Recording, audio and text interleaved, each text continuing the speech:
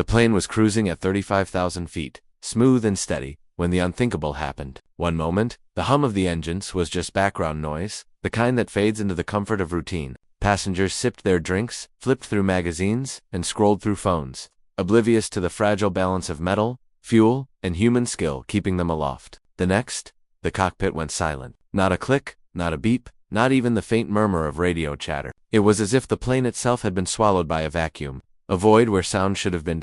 No one in the cabin knew what to do. Flight attendants exchanged nervous glances. The captain's absence felt more like a gaping hole than a missing presence. Panic began to bubble just beneath the surface. Some passengers gripped their armrests as if their hands alone could anchor them to safety. Others whispered prayers or tried to mask fear with forced smiles. But amid the uncertainty, one person's mind clicked into a different mode, entirely a mode no one on that flight had ever suspected. She had been quiet, almost invisible, from the moment she boarded. A seemingly ordinary woman in her late 20s, dressed casually, her hair tied back in a practical ponytail, her presence was unobtrusive. People barely noticed when she settled into her seat near the front. Conversations that might have sparked with other passengers seemed to drift around her. Nobody imagined she carried a lifetime of skills that could mean the difference between life and death in the air. Her training wasn't something you'd expect to see in a commercial jet cabin. Nobody would guess she had flown fighter jets in some of the world's most intense aerial operations, executed maneuvers that defied imagination, and faced situations where hesitation could be fatal. She had lived in a world where split-second decisions determined outcomes, where the roar of engines wasn't background noise, but a language she understood instinctively.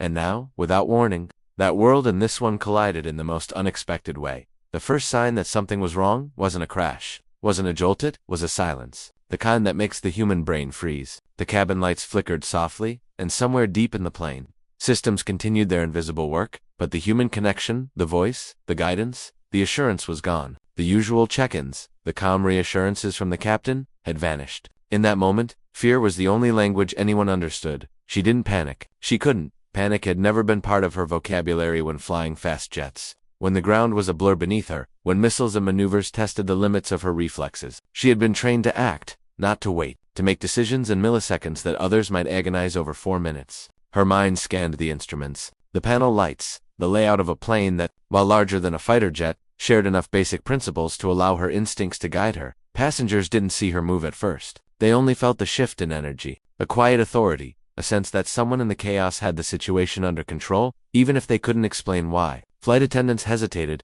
unsure whether to intervene or wait, and a few attempted to speak over the void of silence, their voices small and shaky. Then, she spoke, not to reassure, not to alarm, but to act. Her words were precise, calm, delivered with the certainty of someone who had stared down danger countless times before. "I need the cockpit clear," she said. Her tone carried a weight that silenced any murmurs of confusion. Nobody questioned her, not because they knew her background, but because something in her presence demanded attention. In that instant, the ordinary plane passengers met an extraordinary pilot who had hidden her life behind the veil of anonymity. The plane wasn't in immediate distress, not yet, but without the captain, without any official guidance, the controls were a foreign landscape. Buttons, levers, dials, they all demanded respect. One wrong move could trigger alarms, activate emergency protocols, or worse. She traced the layout with her eyes, committing it to memory in a way only someone trained for high-stakes aerial combat could. Her hands hovered over the controls, ready to translate knowledge into action. Meanwhile, chaos lingered in the cabin. A mother whispered to her child,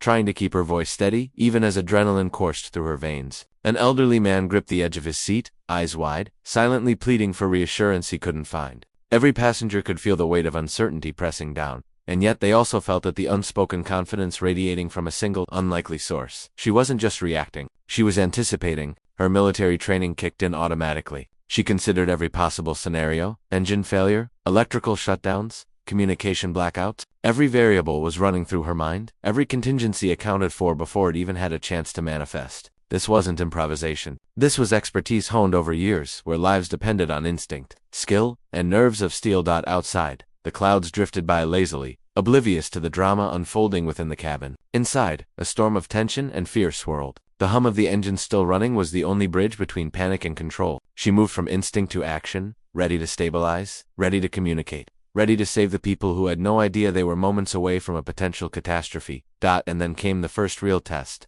A panel flickered with warning lights she hadn't seen in years, but recognized instantly. The hum of one engine fluctuated, subtle but unmistakable. Passengers tightened their grips. Flight attendants froze mid, and she, the unassuming woman in jeans and a hoodie, leaned forward, fingers brushing switches with a precision born of countless high-G maneuvers. She spoke again, her voice calm but commanding, each syllable deliberate, guiding the crew and passengers alike through a moment they didn't even know how to survive.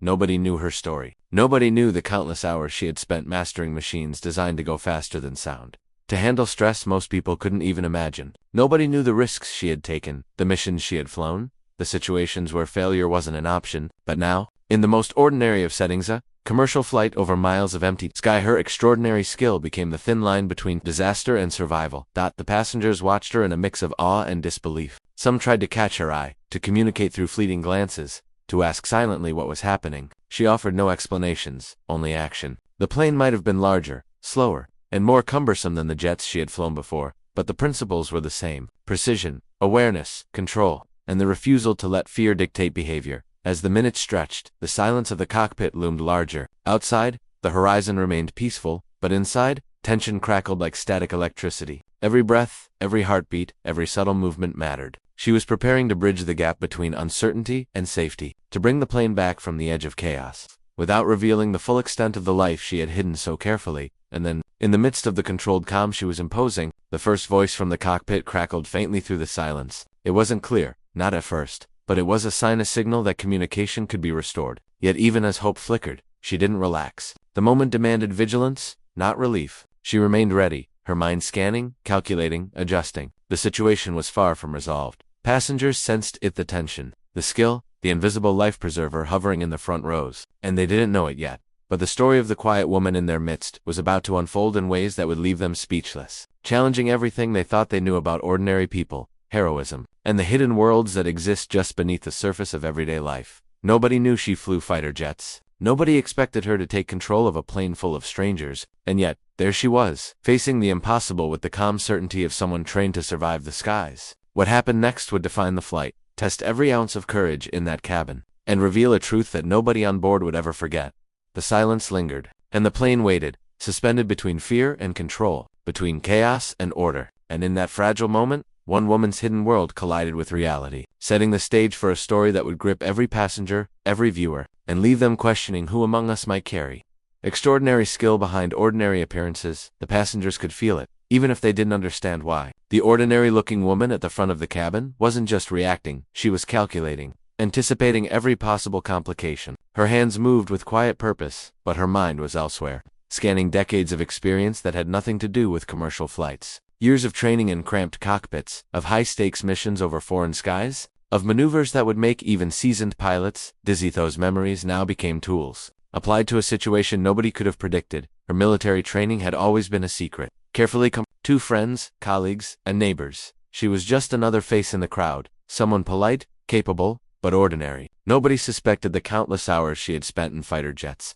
the lives she had quietly helped save, or the near misses that would have ended her career or her life if she had hesitated. She had learned early on had heroism often went unnoticed, that true skill wasn't meant for applause, but for results. And now, in a commercial airliner, hundreds of miles above the ocean, that skill had become invisible armor for the frightened passengers around her. She leaned closer to the controls, taking in the subtle fluctuations in pressure and engine tone. Fighter jets were smaller, faster, and more responsive, but the principles of flight, the physics, the energy, the instinctive reactions, were universal. She could feel the plane, as though it were an extension of herself, the way she had felt the jets under her hands years ago. Every panel, every lever, every blinking light had a meaning, and she interpreted them all at once. Somewhere in the back of the cabin, a young man whispered to his companion, "Do you see her? She seems calm, like she knows what she's doing."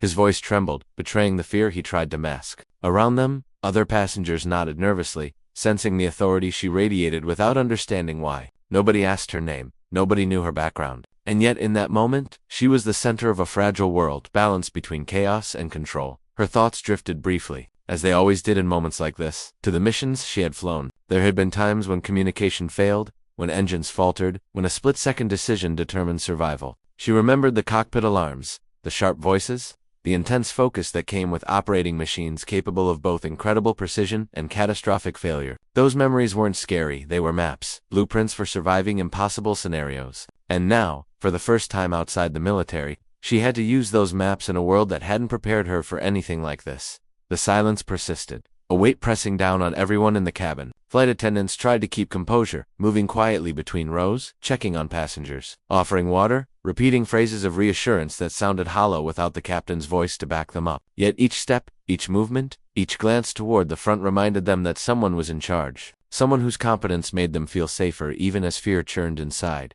She glanced at the instrument panel again, noting a subtle discrepancy in one of the engines. It wasn't alarming, not yet, but she had learned long ago that small irregularities often became the biggest threats. She traced the reading, considered the variables, and began a mental checklist, moving methodically, instinctively, as she always did. Fighter jets had taught her that panic was never an option, that hesitation could be deadly, and that clear, decisive action was the only path forward. Her mind briefly shifted to the people in the cabin. Faces, expressions, the way hands gripped armrests, the silent prayers whispered under breaths. She didn't know any of them, yet she felt an immediate responsibility. Every passenger was now under her silent command, whether they realized it or not. In her military life, responsibility was always shared among a team. But here, in a commercial plane, far from the familiar rhythm of a mission, the weight rested entirely on her shoulders. Memories of her first flight in a fighter jet returned unbidden. The anxiety, the thrill, the sensation of speed and control, the noise, the vibration, the pressure against her body as the plane twisted,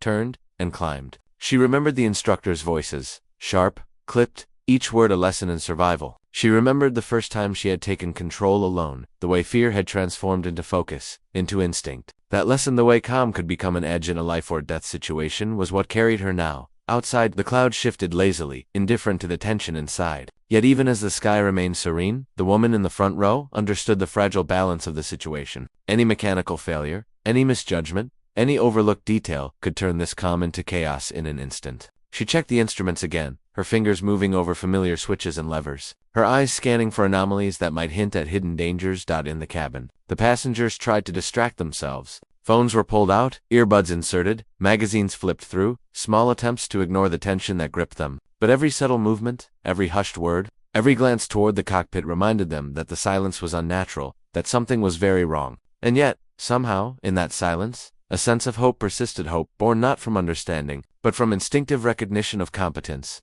Her mind wandered briefly to the life she had built outside the cockpit, a world where nobody knew her true abilities, a life defined by careful normalcy, by friendships and routines that hid extraordinary skill. She had chosen anonymity, blending in, learning to move without drawing attention, and yet, despite the careful compartmentalization of her past, the present demanded that she reconcile her hidden life with the world she had quietly inhabited for years. The first sign of concern came as a soft vibration under the seats, almost imperceptible. Passengers stiffened, murmuring anxiously. She leaned in, analyzing the feedback. Not dangerous yet, but enough to require attention. Her instincts sharpened. Her military training reminded her that early recognition of minor issues often prevented disaster. She reached for a panel, scanning for the source. Noting each reading, each fluctuation, cataloging possibilities. She could hear snippets of conversation around her. Passengers speaking quietly, their voices laced with fear and uncertainty. A man muttered about missed flights and connections. A woman murmured to her child about staying calm. A flight attendant whispered reassurances that sounded hollow even to her. Yet despite the anxiety, the tension, the unknown variables, she remained focused.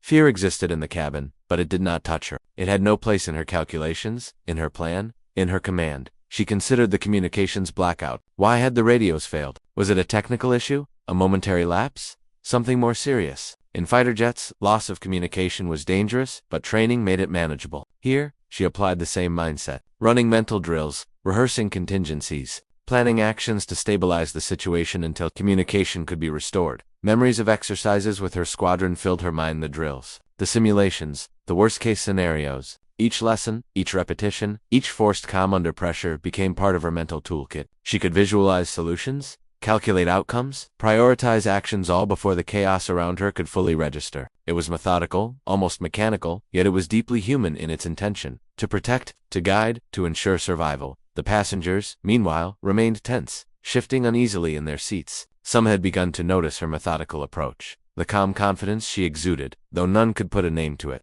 None could know the depth of her experience. A few whispered to each other, uncertain, wondering what to make of the woman who had become the unexpected anchor in the storm. Her thoughts returned to her own secrecy, the life she had carefully hidden, every maneuver she had performed in her career, every mission, every challenge hidden from view. And now, those hidden skills were exposed, not for recognition or glory, but simply because the situation demanded it. The anonymity she had maintained for years was gone in an instant, replaced by the raw necessity of action, and yet, despite the clarity, despite the instinct, there remained uncertainty. She did not have all the answers. She could not predict every variable, could not control every outcome. The silence in the cockpit, the unknowns in the systems, the reactions of the passengers, all of it created a tension that could not be entirely resolved. Her expertise gave her advantage, but the situation was far from concluded. Somewhere in the cabin, a flight attendant adjusted a strap, a small sound in the oppressive quiet, a reminder that the world beyond the cockpit still existed. Passengers flinched. Some whispered questions to each other, but none dared interrupt her. She remained focused, each decision deliberate, each action informed by experience.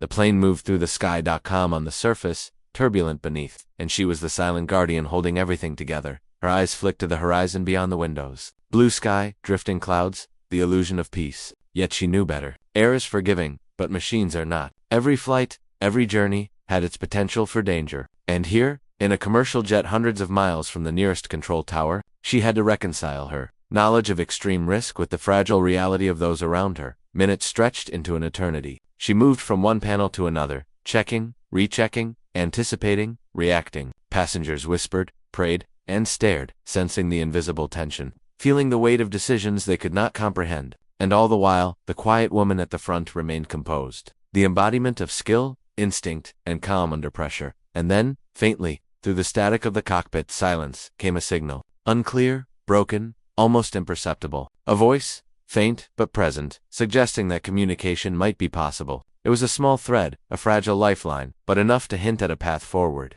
Yet even as it arrived, she did not relax. The journey was far from over, and danger, uncertainty, and unknown variables still loomed large. The plane moved steadily through the sky, a suspended world where fear and control intertwined, where ordinary lives depended on extraordinary skill, and where one woman's past collided with the present in ways no one could have imagined. And as she prepared to act, to stabilize, and to guide, the passengers had no idea who she truly was or the full extent of the challenges that lay ahead. The silence persisted. The sky remained indifferent, and the story had only just begun. The faint crackle from the cockpit radio offered a glimmer of hope, but it was distorted, barely audible, and more confusing than reassuring. She leaned forward, squinting at the screens, listening intently. Every pilot she had ever trained with would tell her the same thing: assume the worst until you know otherwise. She repeated it in her mind like a mantra, scanning instruments and mental checklists simultaneously. The plane might have been stable for now, but stability could be fleeting. A gust of wind, a mechanical hiccup, a misstep,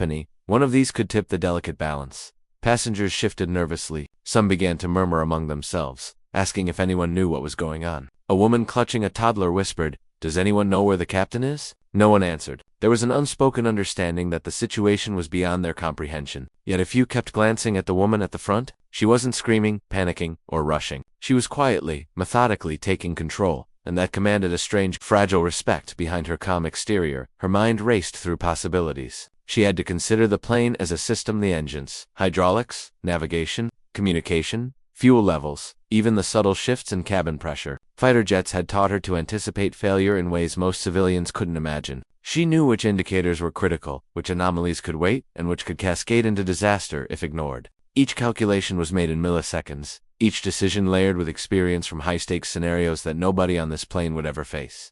Meanwhile, in the cabin, subplots were quietly developing. The man in the back row, the one who had been muttering about missed flights, had begun pacing the aisle. His nervous energy radiated outward, making a few passengers even more anxious. A flight attendant approached him gently, but he waved her off, muttering about wanting to see what was happening. Others whispered about whether anyone on board had any flying experience.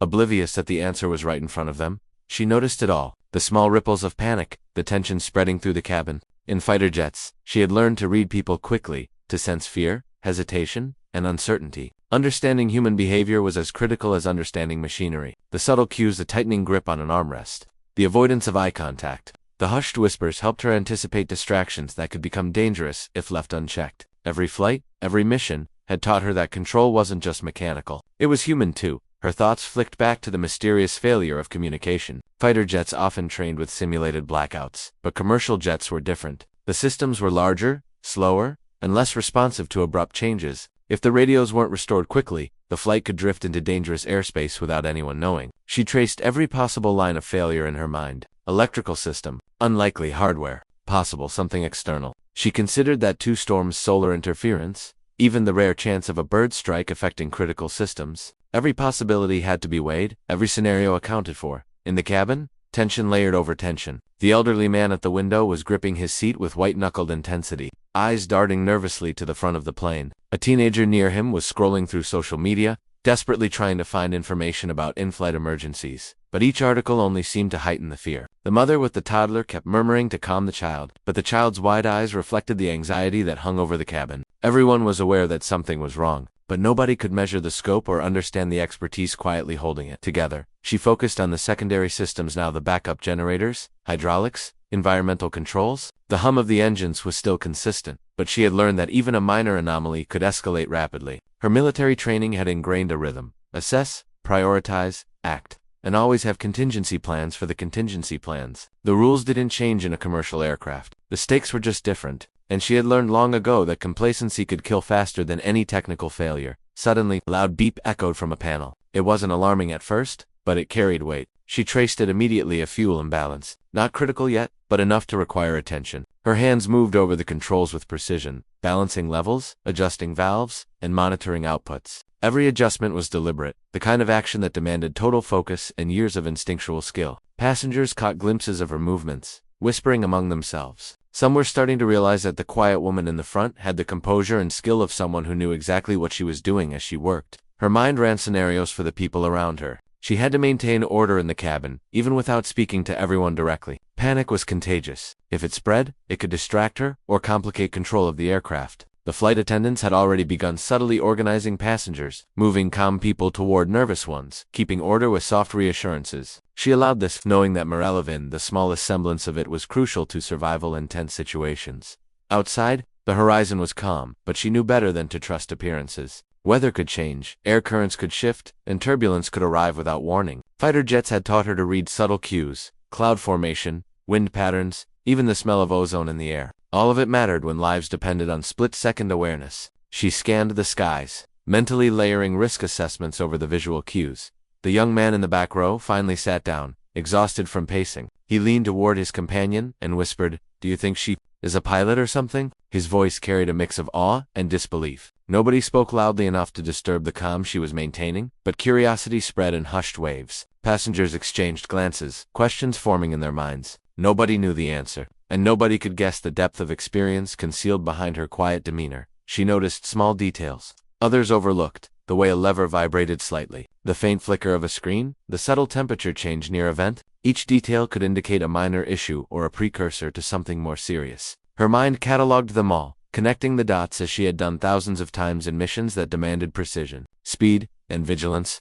Then came the next challenge: a subtle fluctuation in cabin pressure. Not enough to trigger alarms yet, but enough to be noticed by passengers with sensitive ears. She immediately assessed the valves, cross-checked with engine output, and considered the rate of altitude change. One wrong calculation, one delay in adjustment, could escalate into something catastrophic. Her fingers danced over switches, adjusting, compensating, stabilizing. The cabin remained calm only because of her silent command. Though passengers didn't fully grasp why. As the tension built, she briefly allowed herself a mental note. This flight was testing everything she had learned, forcing her to reconcile high-performance military training with the unpredictability of civilian aviation. Every instinct, every drill, every response she had honed over the years was being tested in real time. And yet, she could not let the passengers feel the full weight of her calculations. They had to trust, even blindly, that someone was in control. In another corner of the cabin, a man quietly dialed his phone, trying to contact someone on the ground. The connection was weak, the signal fluctuating. He tried again, frustration mounting. Others looked on, helpless, realizing that even technology might fail them. The woman at the front remained the only certainty in a sea of uncertainty. Her mind flicked to the human element, the passengers themselves. She could not just stabilize the plane. She had to anticipate their reactions. Fear could spread faster than technical issues. A panicked passenger could run into the aisle, interfere with a flight attendant, or even unintentionally cause a safety hazard. She watched, assessed, and subtly guided. Every glance, every body language cue was an input to her mental model of the cabin.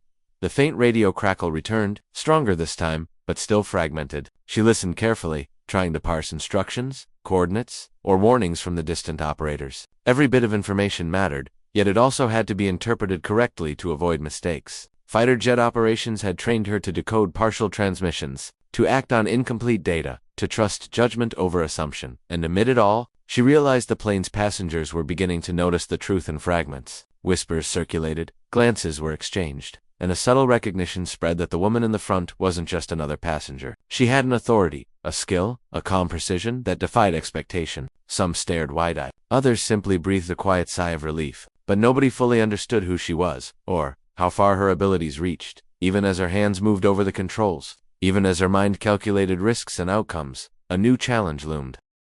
A warning light blinked faintly, something in the navigation system. Not yet critical, but enough to demand immediate attention. She traced the anomaly, scanning backup systems, assessing possible causes. Outside the windows, clouds drifted harmlessly, but inside, tension tightened like a wire, coiling, waiting for the next twist. The plane moved forward, steady but unpredictable. Every passenger had their own thoughts, fears, and questions. And she, the quiet woman who nobody suspected, remained the unseen anchor, navigating the intersecting layers of mechanical uncertainty, human fear, and the relentless pressure of responsibility. The story was far from over, and the challenges ahead were only beginning to reveal themselves. The cabin, the cockpit, the very atmosphere seemed to pulse with tension, waiting for the next signal, the next test, the next move, and in the midst of it, she prepared, calculated, and observed, ready to face the unknown with the skills nobody had ever suspected she possessed.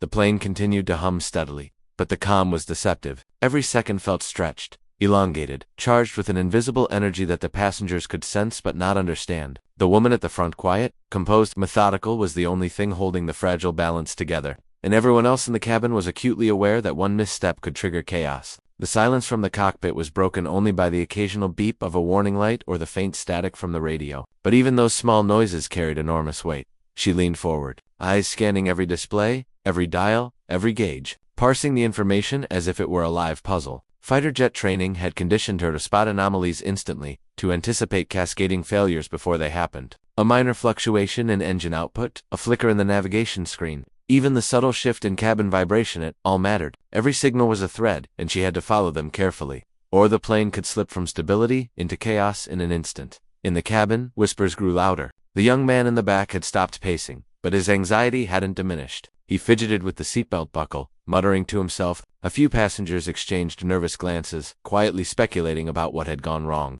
Someone wondered if the captain had fallen ill. Another whispered that maybe the plane's systems had failed. None of them realized the truth. The woman at the front had already gained control in ways they couldn't even imagine. She noticed the flickers in the radio again. The signal was broken, intermittent, a jumbled stream of voices and static. Whoever was on the other end might be trying to communicate emergency instructions, or they might be completely unaware of the situation. She held the radio microphone lightly, waiting for a clear moment, every muscle in her body alert, ready to interpret, ready to act. The stakes weren't just numbers on screens, they were lives. Hundreds of them, dependent on every decision she made in real time. A sudden vibration traveled through the fuselage. Passengers stiffened, gripping armrests. Some gasped softly, trying to control their fear. Others whispered prayers. She immediately traced the source: hydraulics responding slower than normal, one engine producing a slightly uneven rhythm. Not yet dangerous, but a warning she couldn't ignore. Years of flying fast jets had taught her that small issues often preceded large problems. The ability to act early was the difference between survival and disaster. A flight attendant approached, voice trembling despite her best effort at composure. "Ma'am, is everything okay? Should we prepare passengers for turbulence?" She shook her head slightly, keeping her tone calm and authoritative. "Stay seated. Keep the cabin secure. Don't alarm anyone." The simplicity of her instructions belied the complexity of what she was managing. Every word had to inspire calm without revealing the magnitude of her calculations. The plane swayed slightly. A minor bump in the air currents, but the cabin felt heavier with tension. The young mother whispered urgently to her child, "It's okay. We're okay," even as her own eyes betrayed worry. Everyone in the cabin was feeling the invisible weight of uncertainty, the rising pressure of being airborne with no clear guidance from the cockpit. She glanced at the fuel readout again. One tank was slightly off balance, minor but enough to demand immediate attention. She moved quickly but methodically, adjusting valves, recalculating weight distribution, visualizing the plane as a living system that responded to each action she took. Outside, the horizon remained calm, indifferent, offering no clues, no reassurance. The sky itself was a silent observer to the tension that had built inside. Passengers were starting to notice subtle changes in her behavior, her focus, her quiet authority, the way she seemed to anticipate every development. A few whispered to each other, barely audible, "She's a pilot, isn't she?" They couldn't have been more correct, yet the scope of her expertise remained hidden. Her calm presence masked the layers of calculation, anticipation, and high-stakes experience running through her mind every second. The broken radio crackled again, louder this time, cutting through the hum of the engines. She leaned in, straining to interpret the fragmented transmission. A voice emerged, distorted, clipped, almost unreadable. It sounded like a remote operator, trying to provide instructions, but the intermittent nature made it almost impossible to decipher. She responded immediately, voice steady, precise, every syllable measured to ensure clarity. The connection was fragile, like walking on a tightrope without a net, but it was a lifeline she had to navigate. Suddenly, a more urgent warning lit up the instrument panel. The autopilot had disengaged unexpectedly. The plane wasn't immediately in danger, but it was now more sensitive to minor fluctuations in control input. Her hands tightened slightly on the throttle and control yoke. She had anticipated this possibility. It was exactly the kind of complication that could arise during a sudden system failure. Adjustments had to be smooth, deliberate, and exact. A single overcorrection could ripple through the system, creating instability. In the cabin, fear intensified. Passengers whispered more urgently, some gripping armrests until their knuckles whitened. The young man finally leaned forward, whispering to no one in particular, "I think she knows what she's doing." But still, his voice trailed off, and the tension hung in the air like static electricity. Her mind, however, was calm, even as her heart kept pace with the heightened stakes. Years of hypersure missions had honed her ability to compartmentalize fear, to remain sharp when others panicked. She monitored multiple systems simultaneously: engine output, fuel balance, cabin pressure, navigation, and the unstable autopilot. Each system interacted with the others, creating a complex puzzle that had to be solved with precision. Another flicker of a light, a temperature fluctuation in one of the engine compartments, not immediately dangerous, but the type of anomaly that required monitoring, adjustment, and readiness for escalation. She moved quickly, adjusting throttle settings, recalculating risk, her mind mapping contingencies in real time. Every passenger in the cabin felt the weight of the moment, even if they didn't understand why. The static from the radio intensified, almost rhythmic, like a pulse. She leaned closer, catching fragments of words, half commands, incomplete data. She had trained in environments where radio failures were constant. This was nothing new in principle, but the stakes were infinitely higher because the lives around her were untrained, unprepared, dependent entirely on her expertise. Suddenly, turbulence hit sharp, unexpected, shaking the cabin with sudden intensity. Drinks rattled, passengers gasped, and the plane rocked. She instinctively countered, moving the controls with precise, minute adjustments. Her mind calculated lift, drag, and weight distribution in real time. Outside, the sky seemed calm, clouds drifting lazily, but the currents above were treacherous. One wrong move, one hesitation, could amplify the turbulence into a dangerous swing. A passenger near the window squealed softly as the plane jolted again. The mother with the toddler whispered firmer, her voice almost a command to herself as much as to her child. "Stay calm, stay calm." The tension was now a living presence in the cabin, coiling and twisting, unpredictable and relentless. Her mind briefly returned to her military days. She remembered exercises where systems would fail, alarms would scream, and instructors would simulate the worst-case scenarios. The lessons weren't about panic. They were about focus, anticipation, and precision. That training now became her lifeline. She was navigating a real crisis in real time, without a squadron, without support, with lives entirely dependent on her decisions. And then, she noticed a subtle shift in the instrument, slight but unmistakable. One of the engines was showing a small but consistent dip in power output. Not catastrophic yet, but a warning she couldn't ignore. Her hands moved with rapid efficiency, balancing controls, monitoring compensating systems. Every adjustment had to be calculated, deliberate, flawless. Passengers had no idea what she was doing, but they could feel the heightened tension, the sense that something critical was happening beyond their comprehension. The radio crackled again. She caught snippets, clearer this time, enough to understand a partial instruction. She responded immediately, calm and authoritative, every word precise. The connection was still unstable, but it offered a thread of guidance, one she had to manage alongside the molt.